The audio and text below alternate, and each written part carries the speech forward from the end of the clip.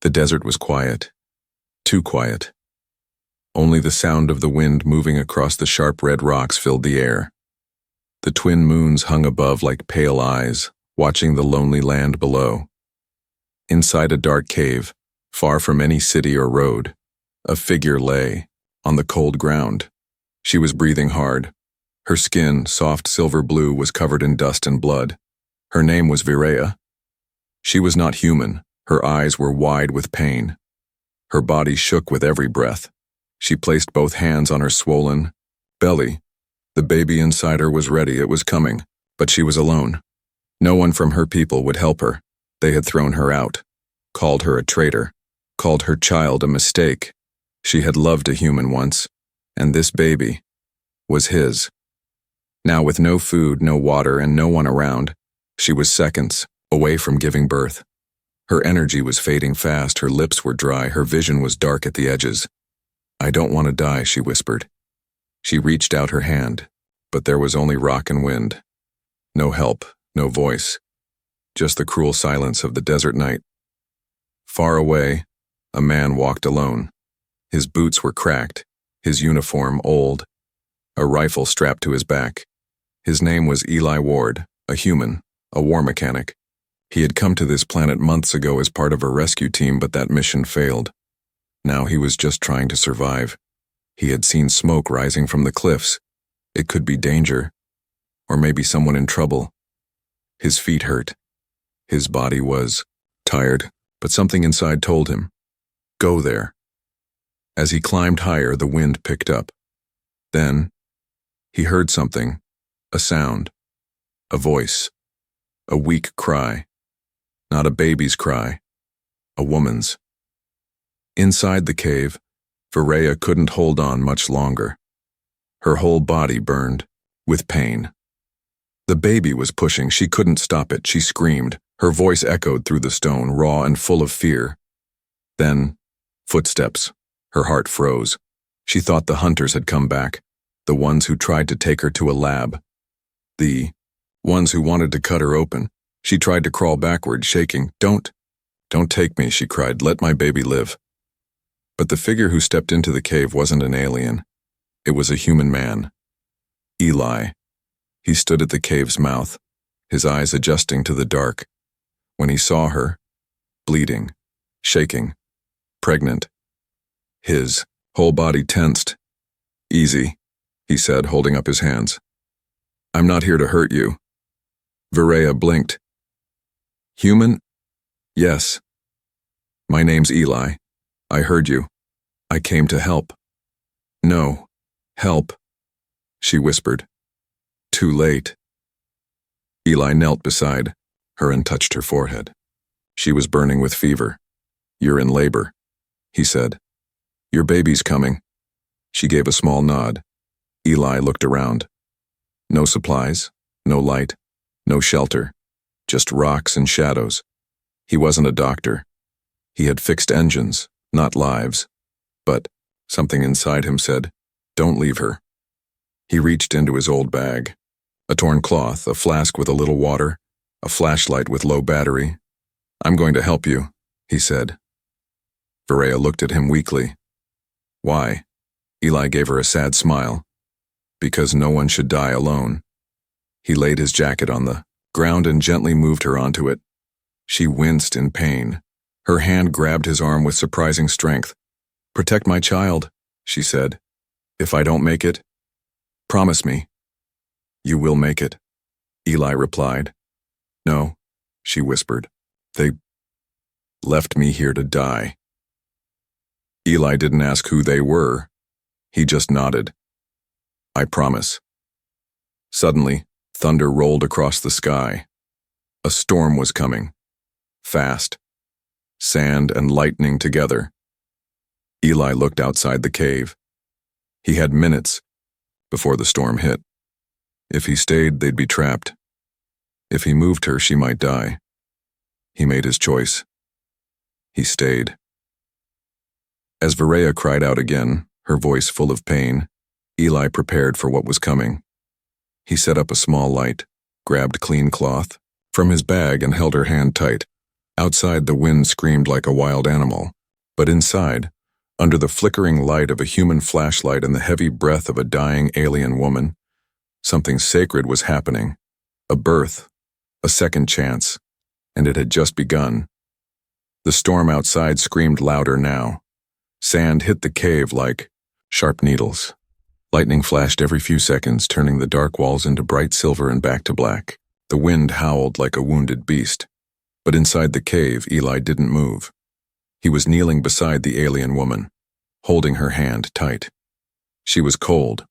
Her silver-blue skin had gone pale. Her breath came in short, painful gasps.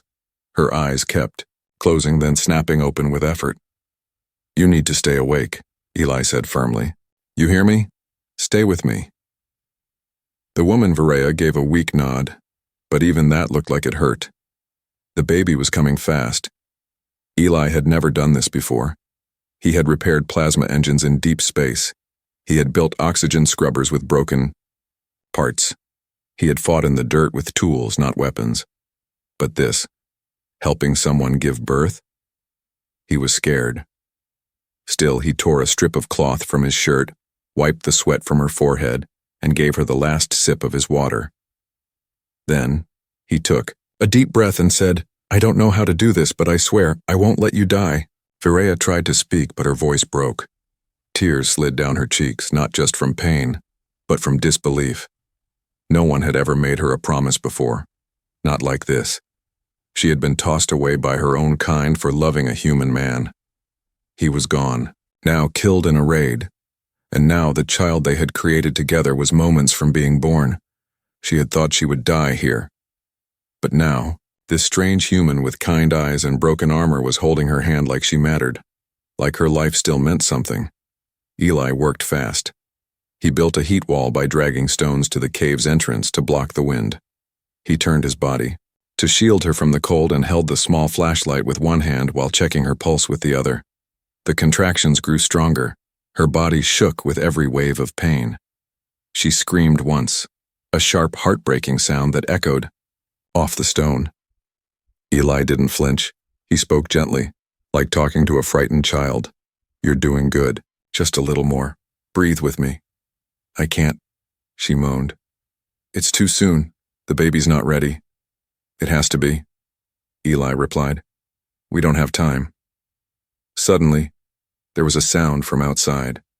A low hum, faint, but close. Eli's head snapped up. He turned off the flashlight and pressed his ear to the rock wall. Hover bikes. 2 of them. Maybe 3. He knew that sound. Alien bounty hunters used them to travel quickly through the desert. They were quiet, fast, and always came with weapons. They were hunting someone, and it wasn't him. "They're coming," he whispered. Varaya's eyes filled with terror. "They want the child," she said. "To study him. They say he's a threat." Eli's jaw tightened. "Then we're not letting them take him." He checked the small stun pistol hidden in his boot. Only 1 charge left. It wouldn't help much in a real fight. His rifle had no ammo. All he had were his hands. And his will. He looked at Varaya and the life forming between them, and he made a silent vow. "I'm not letting you die," he said again, louder this time. He stood up, blocking the cave's entrance with his body. "I'm not letting them take your child." She reached for him, her voice shaking. "Why, do this?" Eli didn't answer at first. He stared into the storm, thinking of all the times he had failed, all the people he couldn't save. Friends, brothers in arms, even his own little sister, lost during the plague back on Earth. This time, he would not fail. "You asked why?" he finally said, turning to her. "Because I couldn't save the others, but I can save you." Outside, the sound of the hoverbikes faded for a moment, then grew louder again. They were circling the area. Eli knelt again beside her, whispering now, "I need you to trust me. I'm going to deliver this baby. I'm going to keep you both alive. And I swear on everything I have left in this world, if anyone tries to take your child, they'll have to go through me." Varaya blinked back tears. I believe you, she said, her voice barely a whisper, and with that, her body pushed again. She screamed louder than before. Eli grabbed a clean cloth, braced himself, and prepared. Outside, in the roaring wind, alien eyes searched the desert. But inside that cave, promise had been made, and a warrior had been born, not with weapons, but with compassion. The baby's cry was faint but real. It echoed softly in the dark cave, breaking through the storm's roar.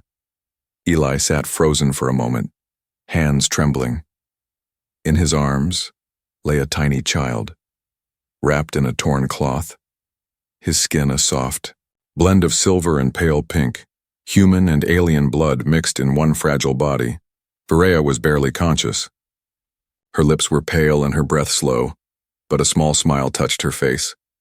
He made it, she whispered.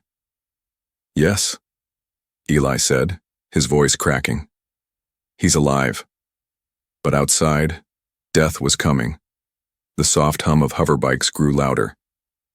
Eli knew what that meant. They had found the cave. He placed the newborn gently beside Varea, quickly covering them with his jacket. Then with a sharp breath, he grabbed the stun pistol from his boot and crouched by the cave wall. He didn't expect to win a fight. He just needed to buy time.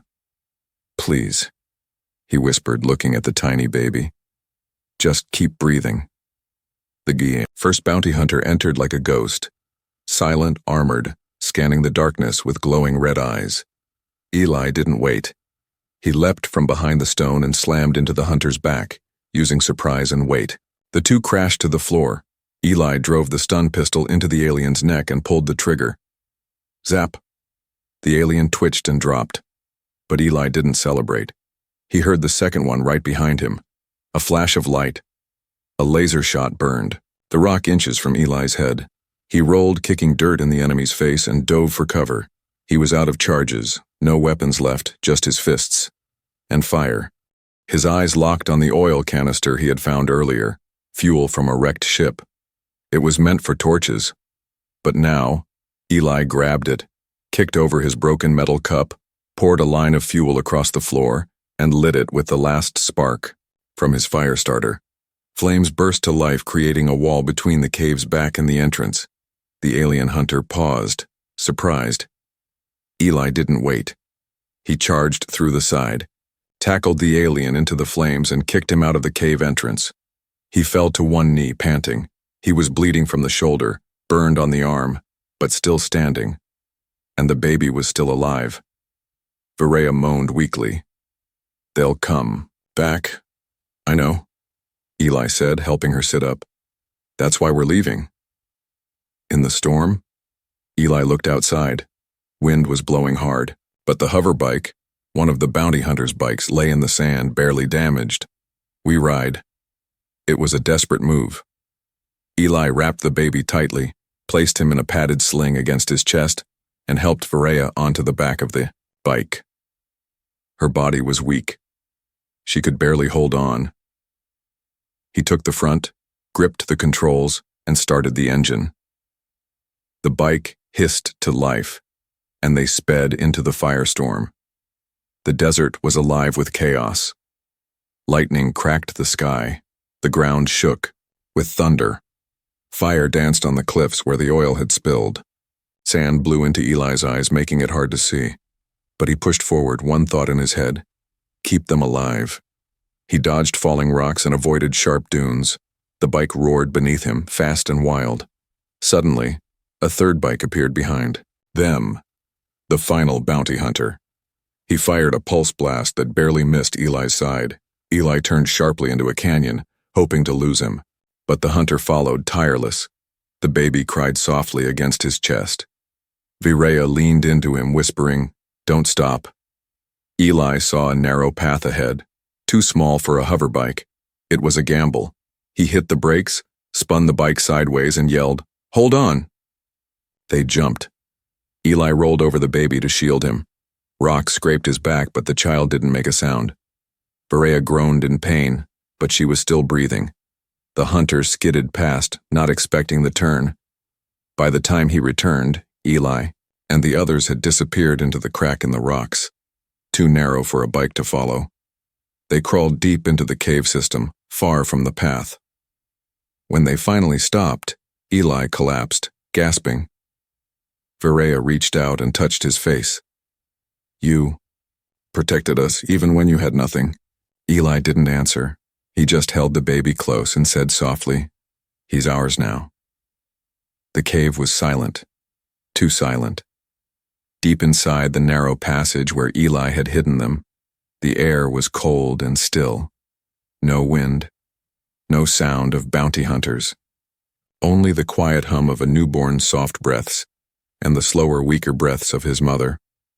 Viraya lay against the cave wall, her silver-blue skin pale as moonlight.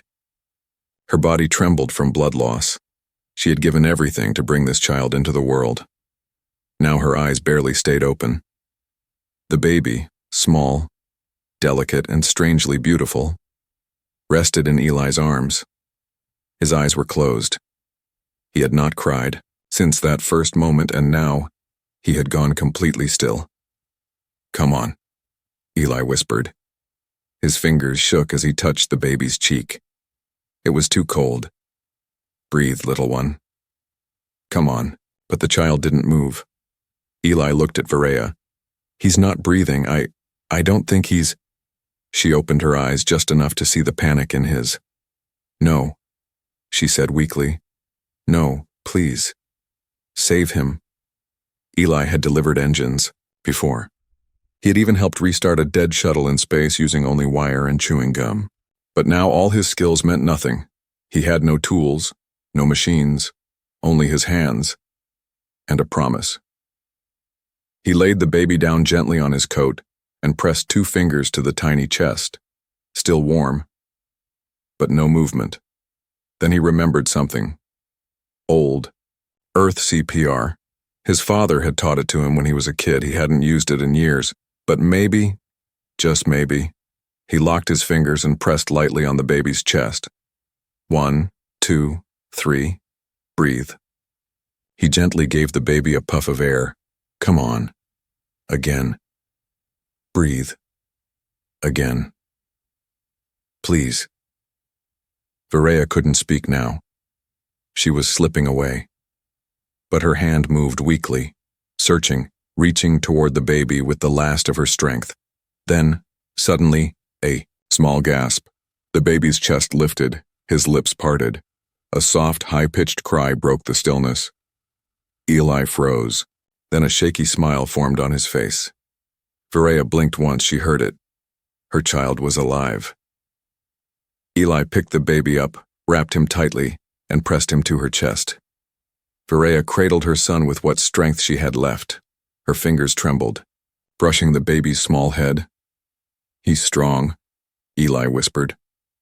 Like his mother, Viraya gave the smallest smile. "No," she said softly, "like his father. Like you." The cave flickered with the low light from Eli's dying flashlight. Outside, the storm was slowing, but the threat wasn't gone. Eli didn't rest. He gathered rocks and blocked the small entrance. He used the alien hunter's armor plates to seal the gaps and make the cave warm. Then he knelt beside Viraya again. "I need to stop the bleeding," he said. "I'll do what I can." Viraya grabbed his wrist. "Don't worry about me. I promised," Eli replied. "I promised I'd protect both of you." Her eyes filled with tears. "You don't even know me. I'm not your kind." Eli looked down at the sleeping baby in her arms. "Doesn't matter. You gave life to something new. Something special. That makes you mine too." Viraya smiled again, but this time it was full of emotion. No one had ever said something like that to her. Not her own people. Not even the baby's real father. Only this man. This human who risked fire, blood, and death. He wasn't a soldier. He wasn't a doctor. He was just good.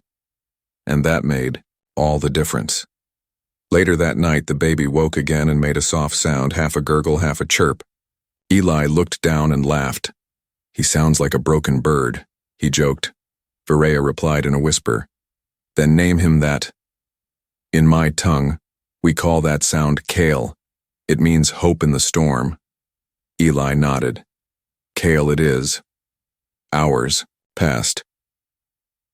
Viraya slowly drifted into sleep. Her body needed time. Eli sat beside her with the baby in his arms. The storm outside had passed, but he knew others would come soon. Maybe more hunters, maybe worse. But for now, inside that cave, a miracle had happened. A baby born between two worlds, alien and human. And Eli had helped bring him into the galaxy, not just alive, but full of hope. Morning never truly came on this planet, only a softer shade of gray. The storm had passed, leaving behind scorched earth, fallen rocks, and silence that felt heavy and unnatural. Inside the small cave, Eli opened his eyes to the soft weight of a baby resting on his chest. Kyle, tiny and warm, was sleeping peacefully. Viraya, still weak but alive, lay curled beside them, one hand resting protectively on her son. Eli had barely slept. He had spent the night listening, waiting, thinking. Now his instincts screamed, "They're coming." Eli stood, stretched his sore body, and stepped to the cave entrance. He carefully removed a stone and peeked outside. Tracks, bike trails in the sand, fresh ones, not one, not two. A full hunting squad, he swore under his breath. Whoever sent the first bounty hunters hadn't given up. Now they were coming in force, and this time, they wouldn't just take the baby. They'd kill all three of them. He turned back inside and looked at Viraya. "We have to move." She opened her eyes slowly. "I can't. Not yet." "You have to," Eli said gently. "They'll find us in an hour, maybe less." She sat up with effort, teeth clenched against the pain. "I'll carry Kale," she said softly. But Eli shook his head. "I'll carry both of you." He didn't wait for permission. Using scrap from the bounty hunter's gear, he built a makeshift sled. It wasn't perfect, but it would move over sand faster than walking. He lined it with cloth and carefully helped Viraya and the baby onto it. Kale let out a soft coo. "Shh," Eli whispered, pressing a finger to the baby's lips. "We need silence now, little guy." He pulled a blanket over both of them and strapped his weaponless rifle on his back, not to fight, but to use as a tool if needed. Then he grabbed the sled's rope and began to pull. The sun above offered no warmth, only heat that drained the body. Eli walked fast, dragging them through a dried riverbed, sticking close to cliffs and shadows. His legs ached, his back screamed, but he didn't stop. Every few minutes he looked back. The bike trails were closer now, too close. They reached an abandoned mining station just before noon. Rusted metal buildings half buried in sand, broken cables hanging like dead vines. Eli knew this place. He had passed it on a scout mission 6 months ago. There had been a transmitter tower there, damaged, but maybe repairable. "Stay here," he told Viraya. "I'll try to send a signal." "Who will come?" she asked, holding her baby tightly. "Anyone who hears it," Eli replied. "Anyone better than them." He climbed the tower ladder with bleeding hands, dragging a small power cell from his bag. The console was old, cracked, and full of dust. But Eli was a mechanic. He smiled bitterly. "Let's see if I can fix one more broken thing today." Down below, Viraya watched the sand. And then she saw it, a shimmer in the distance. 4 bikes, moving fast, leaving deep trails. They had found them. "Eli!" she screamed. He looked down, saw her pointing, and cursed. The transmitter sparked in, his hands, but the light blinked green. Signal active. That was all he needed. He slid down the tower, ran to the sled, and grabbed the rope again. They had no more time. The bikes were maybe 5 minutes away. Eli didn't think. He ran toward the canyon nearby, the one with the narrow passage and sharp drop on the other side. If he could cross the bridge of stone, maybe the bounty hunters couldn't follow with their bikes. It was a gamble, but it was all he had. As he reached the canyon mouth, he felt it, the first laser shot. It hit the sand beside his foot. He pulled harder, faster. The bridge came into view, a thin, rocky arc stretching across a deadly ravine. Eli didn't slow. He pulled the sled onto it. The wind was sharp, threatening to push them off. He kept going, halfway across, almost there. Then, a second shot. It hit his leg. He fell groaning, but he didn't stop.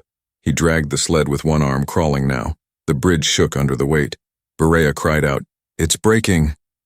With one last burst of strength, Eli pushed them across and rolled to safety just as the bridge cracked behind him, sending stone and sand falling into the deep. The bikes stopped at the edge. The hunters couldn't cross. Not today. Eli lay on, the ground bleeding, breathing hard. He looked at Berea and Cale. Still safe. Still his. And far above, the transmitter tower blinked a soft green light, calling for help. The canyon behind them had crumbled. The hunters stood across the broken stone bridge, weapons drawn, engines still growling. But they couldn't reach the other side, not without flying machines or ropes. Eli had bought time, but at a price. His leg was bleeding badly where the laser shot had torn through muscle. Every heartbeat made it worse. He pressed his hand to the wound and groaned, but he didn't fall. He wouldn't, not with Berea and Cale watching him. Berea tried to rise, her arms trembling. "Let me help." "You need to rest," he whispered, "and keep the baby warm." "I can't just watch you bleed out," she said, her voice cracking. Eli gave her a weak smile. "This is what I do. I fix broken things." She looked at him, really looked at him for the first time. Not as a stranger, not as a savior, but as a man slowly giving up his own life so hers could matter. They hid in a broken cargo pod just beyond the cliffside. It was small, cold, and dark, but it offered cover. Eli used the last of his supplies to clean the wound. He had no painkillers, only old cloth and his grit. He bit down on leather and stitched the wound himself. Each stab of the needle made him sweat. He didn't scream. He couldn't. Kyle had fallen asleep on Berea's chest again. She was humming softly, her song ancient and full of sadness, a lullaby from her world, sung in a voice now weak from pain and hunger. Eli listened, and even in pain, he smiled. Later, Berea whispered, "Why are you still here, Eli?" He looked at her, surprised. "You mean in the pod?" "No," she said softly. "Here, risking your life. For us. You could have walked away. Let the desert take me. Let them take Cale." Eli leaned his head back against the pod wall and sighed. "Because mercy has a price, but I'd rather pay it than live with regret." She didn't answer right away. Then she said, "My people have no word for mercy, only for trade." "Well," Eli chuckled, "let's say this is a bad deal then. I gave everything and got nothing." She looked down at her baby, then back at him. "You got a family," she said quietly. The green light on Eli's transmitter blinked softly beside them, still active, still sending, but they didn't know if anyone was listening. Berea asked, "Who do you think will come?" "I don't know," Eli said. "Maybe no one." She leaned her head against his shoulder. "Then we stay together, whatever comes." He nodded. Outside, the sun was falling again. Shadows stretched over the land, and far across the canyon the bounty hunters were building something. A ramp, a drone, a plan. They weren't giving up. Not yet. Night came quickly. The pod was dark now, save for the blinking transmitter and the faint glow of Berea's eyes. She reached for Eli's hand and held it tightly. "Thank you," she whispered. He squeezed back. They didn't need more words. Suddenly, a crackle of static. The transmitter made a sound, then a voice, robotic, rough, and distant. "This is Captain Rowe of the Earth Alliance Patrol. Signal received. Triangulating location." Eli sat up sharply. Berea's breath caught.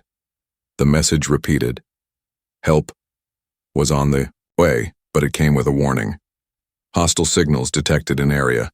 Confirm safety beacon or extraction is cancelled. Eli rushed to the transmitter, fingers shaking. He pressed the old emergency beacon button. No response. He pressed again and again. Nothing. The signal was jammed. Varela stood, holding Cale close. "It's the bounty hunters. They're blocking the signal." Eli looked across the canyon where a blinking jamming tower had appeared. A trap, a final test. He could stay and risk no rescue, or crawl, bleed, and fight his way to destroy the jammer. Alone. Varela looked at him. "Don't go. I have to. You've done enough." Eli touched Cale's little hand. "No, not yet." He grabbed the old stun baton from the fallen bounty hunter's belt, tied his bleeding leg tightly, and limped toward the cliffside. Alone. Varela called after him, tears in her voice. "Eli, please come back alive." He turned, gave a half-smile, and said, "I made you a promise, remember?" Then he vanished into the shadows, heading for the hunter's camp. The price of mercy had just become blood. Night wrapped the canyon in deep black. No stars, no wind, just silence, and the soft heartbeat of danger waiting on the far side. Eli moved like a ghost between rocks and broken wrecks. Every step sent fire through his injured leg, but he didn't stop. Not now, not when he had come this far. His eyes were locked on the jamming tower, the tall black device with blinking red lights that stood like a shadowy tooth against the sky. That tower was the only thing stopping rescue from finding them.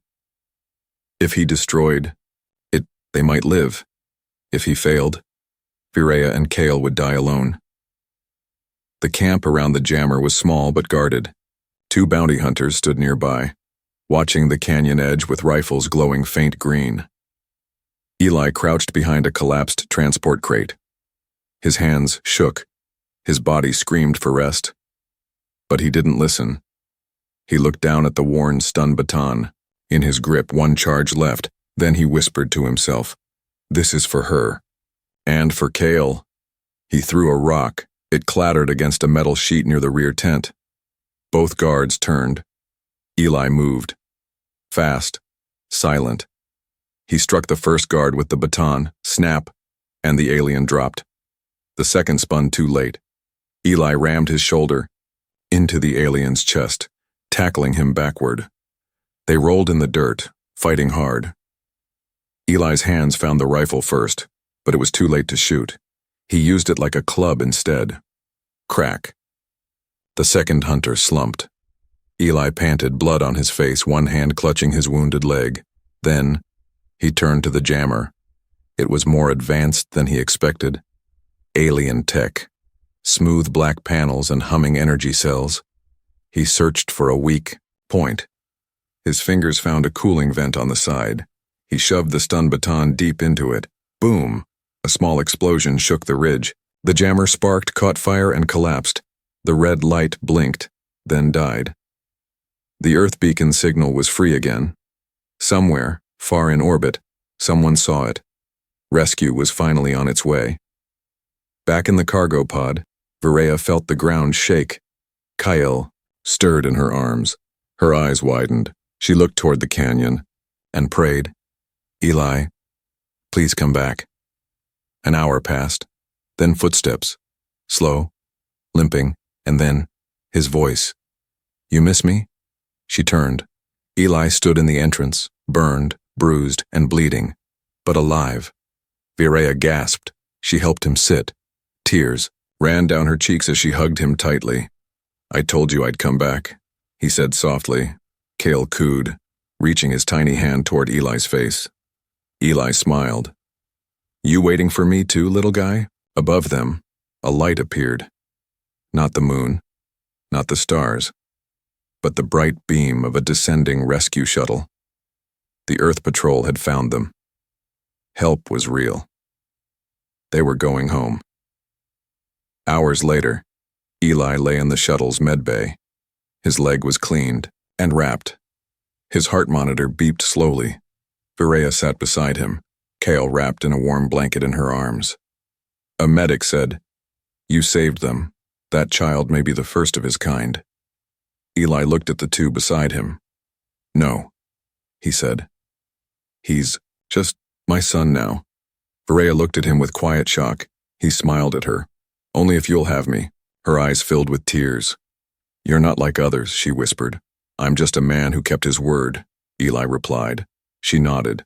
Then we are yours, and you are ours. As the shuttle rose toward the stars, Cale opened his eyes. For the first time. Bright. Curious. Alive. The war, the pain, the chase. It was over. A new family had been forged in the fires of fear and hope. Not by blood, but by courage, by sacrifice, by love.